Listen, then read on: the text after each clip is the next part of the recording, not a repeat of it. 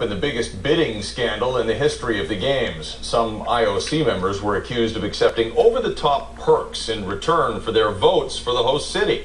Everything from free ski trips to college scholarships for their kids. Much stricter rules put an end to that, but as you'll see, the demand for perks goes on. And this time, your tax dollars could be paying for them. IOC members have been traveling to Vancouver on a regular basis at Vannock's expense since Vancouver won the right to host the 2010 Games.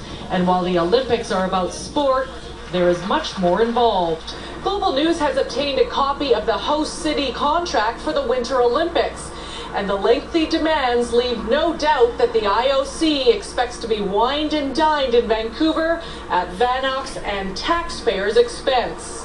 Didi Corradini is the former mayor of Salt Lake City who helped bring the Games to her town. The IOC members are very well taken care of, and that includes not just during the Olympic Games, but year-round. They get to travel first class, and they get everything paid for, and they get cars and drivers, and that is part of what goes along with the Olympics. Our copy is from the Torino Games, as Vannock sent over an incomplete copy which left out the protocol guide.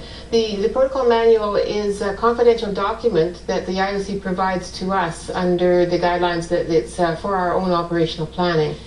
In Torino, red carpet treatment began when officials touched down. The IOC required VIP reception standards at the airport for all members of the Olympic family, which numbers about 1,000, as well as sponsors and broadcasters. The host city was also required to organize a program of social activities for the VIPs. And the IOC required each IOC member and honorary member to be provided with one administrative assistant, together with a pool of at least 50 assistants for the IOC Secretariat. We don't run a social program for the IOC members. The IOC members are here for the sport events. They themselves can host a dinner or something like that, but the only ceremony that we actually provide is the opening ceremonies for the IOC sessions. But this is supposed to be about the athletes. It's just part of what the Olympics are all about, and money is an issue. They make money on the Games, and they've made this into a very prestigious thing that lots of cities want to do. The Olympics themselves are going to generate literally billions of dollars of economic activity in British Columbia. And I can tell you there's not a jurisdiction in the world today that would not give their eye teeth to be hosting an Olympics in February of 2010, given the world economy today.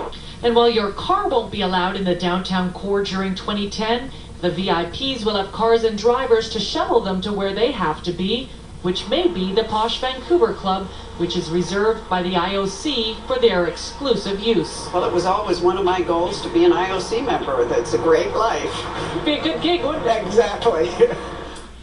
Well, this